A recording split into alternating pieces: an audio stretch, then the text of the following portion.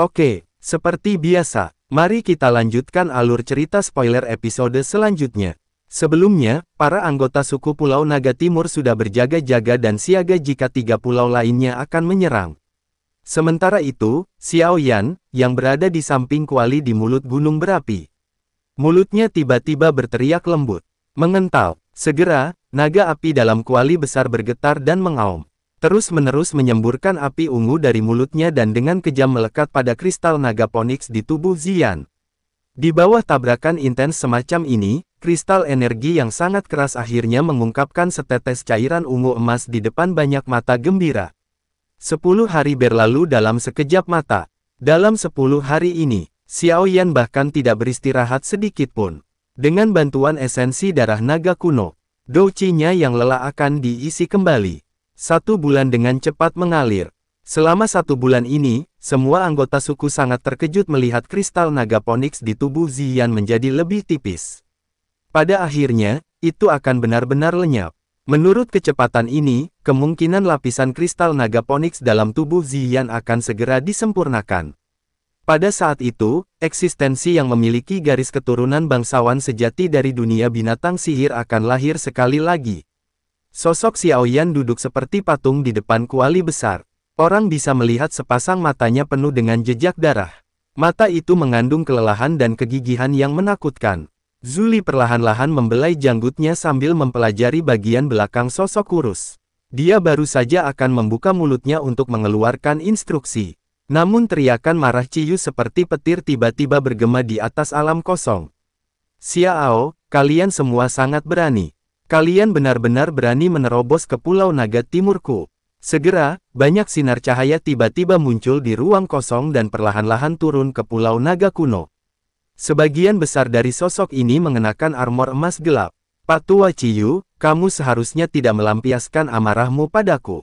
Aku hanya di sini atas perintah untuk mengundang orang hebat dengan garis keturunan bangsawan kembali ke Pulau Naga Barat. Xiao perlahan maju 2 langkah. Ketika dia melangkah maju, ruang kosong tampak bergetar dan melirik Ciyu, yang berada di dalam penghalang pertahanan. Aku khawatir Raja Naga Barat ingin memenjarakan garis keturunan bangsawan di Pulau Naga Barat bukan? Dia hanyalah cabang dari garis keturunan bangsawan, namun dia berani menyebut dirinya sebagai Raja Naga. Apakah dia tidak takut bunuh diri? Ciyu tertawa dingin sementara pria besar yang bernama Xiao berkata pelan. Suku naga kuno saat ini telah terbagi menjadi 4. Apapun alasannya, Raja Naga Barat memiliki garis keturunan bangsawan. Jika seseorang membicarakannya, Pulau Naga Timur kalian adalah yang seharusnya tidak ada di antara ke-4 pulau. Bukan terserah 3 Raja Naga lainnya untuk memutuskan apapun. Hanya Kaisar Naga yang memiliki wewenang.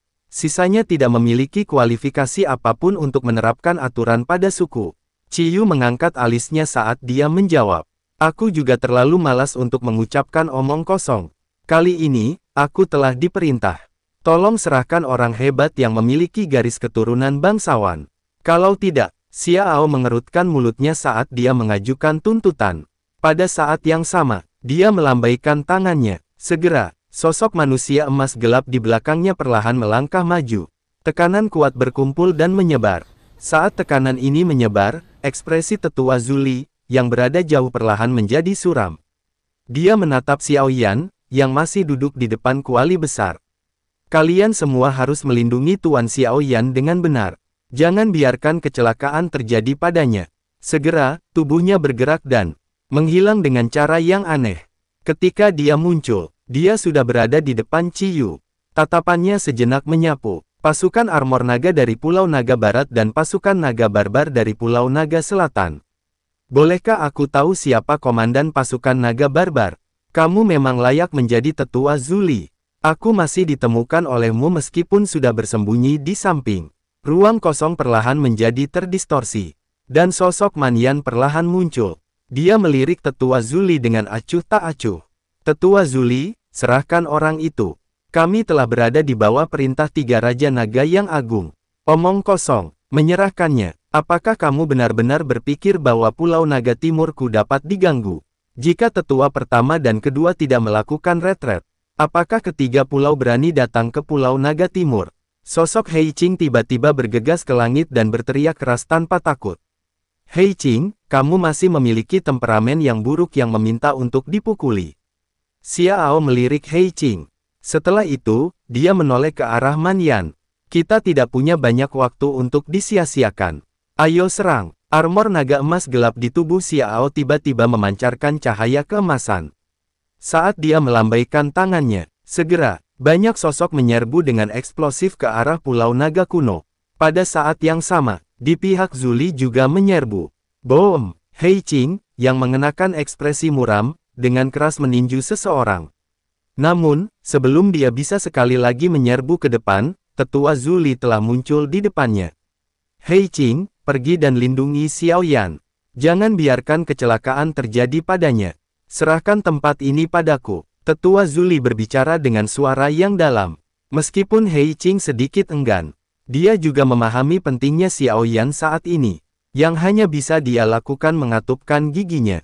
Tubuhnya mundur dengan kecepatan seperti kilat. Zuli, biarkan aku yang tua ini menjadi lawanmu. Suara Man Yan segera terdengar setelah Hei Qing pergi. Pada saat ini, tubuhnya telah berubah menjadi setengah manusia setengah naga. Detik berikutnya, tubuhnya seperti kilat saat muncul di depan tetua Zuli. Cakar naganya melambai dan energi yang menakutkan mengikutinya. Boom! Boom! Boom! Seluruh Pulau Naga Kuno meletus dengan suara yang mengguncang bumi. Banyak medan pertempuran muncul di langit. Suasana yang awalnya tenang dan sunyi tidak ada lagi saat ini. Sementara Pulau Naga telah turun ke dalam pertarungan intens, bagian terdalam dari Pulau Naga masih mempertahankan kedamaian. Suhu yang menakutkan masih menyebar di mulut gunung berapi. Di dalam kuali besar, tubuh Ziyan yang awalnya keras, perlahan-lahan kembali lembut. Ekspresi Hei Qing serius saat dia menatap bagian dalam kuali besar dari udara. Tiba-tiba gelombang suara angin kencang terpancar dari kejauhan. Hal ini menyebabkan ekspresinya sedikit berubah. Hentikan mereka, jangan biarkan mereka mengganggu Xiao Yan. Segera, banyak sosok manusia dengan cepat bergegas maju dan menghentikan sosok yang akan menyerang. Pertempuran besar langsung meletus setelah kontak. Hei Qing mengepalkan tinjunya saat matanya terfokus pada pemuda kurus yang duduk di depan kuali besar. Xiao Yan, cepatlah. Boom! Boom! Boom! Energi yang kuat berdesir di langit Pulau Naga. Xiao Yan, yang duduk di depan kuali besar, tampaknya tidak dapat merasakan situasi kacau ini. Matanya yang penuh darah menatap bagian dalam kuali besar. Tangannya kaku saat dia membentuk segel dan mengendalikan suhu. Boom! Suara yang mengguncang bumi terpancar dari kejauhan. Seketika, aura ganas menyerbu dengan kecepatan seperti kilat. Dia benar-benar di sini. Komandan keempat pasukan armor naga, Xiasa. Hei Qing sedikit terkejut dan mengerutkan kening. Hei Qing, tidak terduga aku bertemu denganmu di sini. Xiasa memperhatikan Hei Qing yang berdiri di depannya. Tetapi dia tidak mengatakan kata-kata yang tidak perlu. Dengan lambaian tangannya, banyak sosok dengan niat membunuh menyerbu ke depan dari belakangnya. Ekspresi Hei Qing merosot ketika dia melihat ini. Dia perlahan mengangguk dan selusin lebih ahli dari Pulau Naga Timur dengan cepat bergegas keluar, menghalangi sosok manusia yang mengenakan armor naga emas gelap. Hei Qing, serahkan orang hebat itu dengan patuh. Kalau tidak, darah akan mengalir seperti sungai melalui Pulau Naga Timurmu hari ini. Xiasa tertawa keras. Tubuhnya melintas dan muncul 10 meter di depan Hei Qing. Kita harus melihat apakah kamu memiliki kualifikasi untuk menangkap orang ini. Ekspresi Hei Qing gelap dan serius. Tinjunya tiba-tiba terkepal dan menghantam. Retakan ruang hitam pekat dengan cepat berenang ke arah Xiasa. Xiasa juga mendengus dingin. Tubuhnya tidak menyerah sedikit pun saat dia tiba-tiba melancarkan pukulan yang bertabrakan dengan keras dengan garis hitam pekat. Boom! Kekuatan yang tak tertandingi menyebar dalam riak. Tubuh Xiasa bergetar sebelum dengan cepat stabil. Kakinya menghentak langit, dan tubuhnya muncul di samping Hei Qing dengan cara seperti kilat. Serangannya seperti badai yang ganas diluncurkan. Hei Qing tertawa dingin dan segera bertabrakan langsung dengan Xiasa. Boom! Boom! Boom! Kedua sosok bertabrakan dengan keras di langit. Setiap kali tinju bergerak, udara di sekitarnya akan mengeluarkan ledakan sonik. Boom! Suara ledakan dari pertarungan lain segera terdengar. Dua sosok bertabrakan di udara. Energi pertarungan bergetar dan merobek ruang. Kedua sosok yang bertarung juga terpisah saat bersentuhan sebelum mereka mundur. Benar-benar tidak terduga, saat ini kamu juga telah maju ke level Banseng. Langkah kaki Man Yan terhuyung mundur. Kedua matanya menatap Zuli dari jarak yang cukup jauh saat dia berbicara. Wajah Zuli tanpa ekspresi. Kekuatannya mirip dengan Man Yan, tetapi Man Yan memiliki teknik rahasia khusus yang dapat mengubahnya menjadi setengah naga setengah manusia. Oleh karena itu, mengalahkan pihak lain adalah tugas yang cukup sulit. Zuli, jangan teruskan perlawanan yang sia-sia.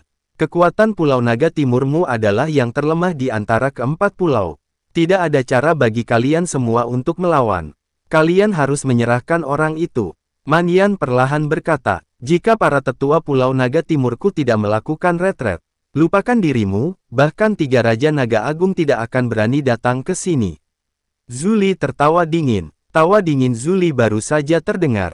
Namun tawa lembut tiba-tiba terpancar dari ruang kosong.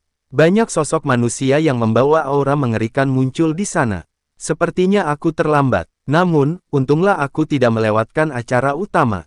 Seorang tetua berjubah hijau di langit menatap Pulau Naga kuno yang kacau.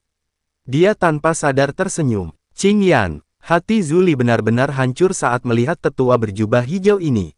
Ketiga Raja Naga Agung ini memang bertindak dengan cara yang hebat. Mereka benar-benar telah mengirim 1 Banseng dan 2 ahli di puncak kelas Dozun.